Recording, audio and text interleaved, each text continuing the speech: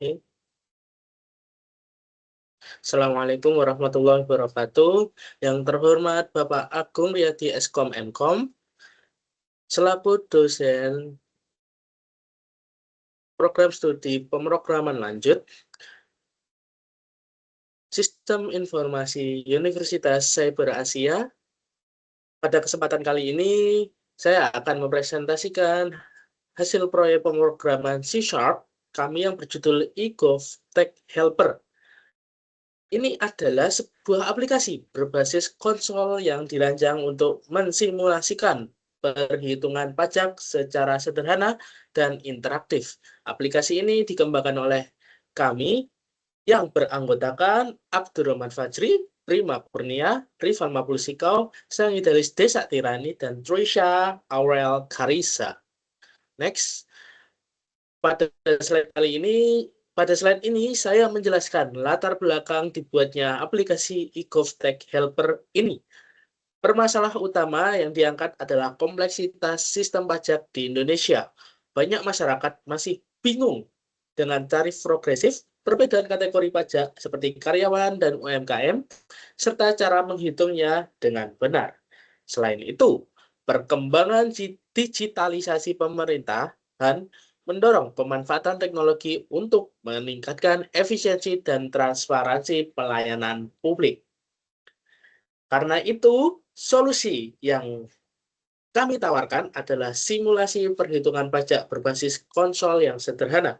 Tujuan utamanya adalah memberikan edukasi, mendukung simulasi multi-user, menerapkan konsep struktur data C#, serta menghasilkan output yang terstruktur dan sudah terurut. Next.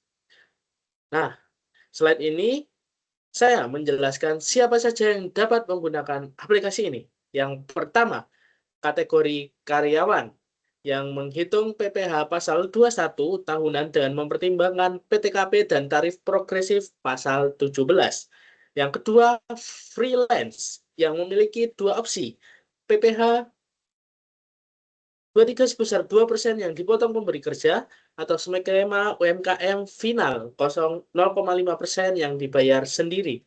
Yang ketiga, pengusaha yang juga memiliki dua kemungkinan, yaitu tarif final UMKM 0,5% atau sebagai PKP dengan perhitungan PPN misal 12%. Dengan pembagian ini, aplikasi dapat mensimulasikan beberapa kondisi wajib pajak yang berbeda-beda. Oke, lanjut. Pada bagian ini, saya menggunakan pendekatan parallel race. Artinya, setiap indeks pada array mempresentasikan satu individu yang sama. Misalnya, indeks ke-0 pada array nama, pekerjaan, income, dan hasil pajak semuanya merujuk pada orang yang sama. Pendekatan ini memudahkan pengelolaan data multi-user tanpa harus menggunakan class atau struktur yang mungkin masih kompleks untuk masa pembelajaran dasar. Jadi konsep array satu dimensi, one dimension, 1D digunakan untuk menyimpan data utama user. Oke, selanjutnya saya menggunakan array 2D, dua dimensi untuk menyimpan tabel tarif progresif PPh pasal 17. Struktur matriks ini berisi batas bawah, batas atas, dan tarif persen dengan bentuk seperti ini. Proses iterasi perhitungan pajak progresif menjadi sistematis, karena program dapat membaca setiap lapisan tarif secara berurutan dan menghitung pajak sesuai rentan penghasilan. Oke, di sini fungsi tentukan pajak sebagai pusat logika penghitungan. Program akan membaca jenis pekerjaan yang diinput user, lalu menentukan alur penghitungan. Jika karyawan, maka dihitung gaji tahunan, dikurangi PTKP, lalu dikenakan tarif progresif.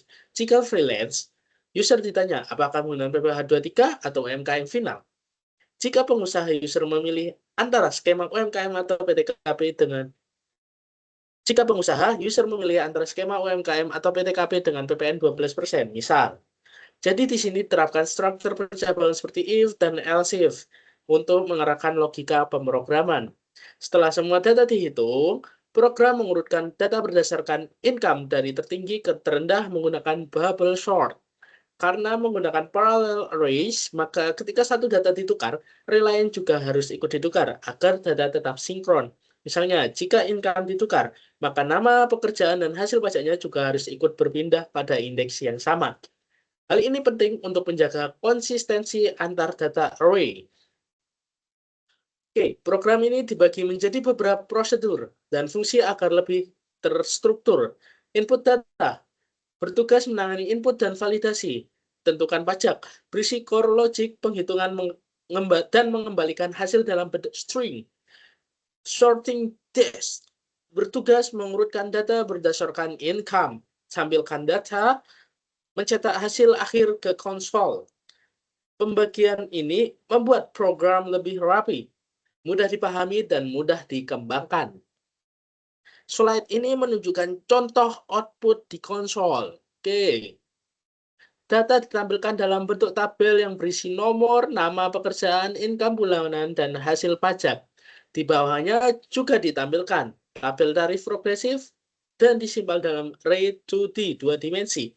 Output ini menunjukkan bahwa program berhasil melakukan input, penghitungan, penyelesaian, dan menampilkan data secara terstruktur. Sebagai kesimpulan, EcoText Helper berhasil mendemonstrasikan bagaimana logika pemrograman C# dapat digunakan untuk menyelesaikan simulasi penghitungan pajak secara sistematis. Secara solutif, program membantu estimasi pajak untuk 3 kategori wajib pajak. Secara teknis, program menerapkan konsep array 1D dan 2D, sorting modularitas, serta validasi input.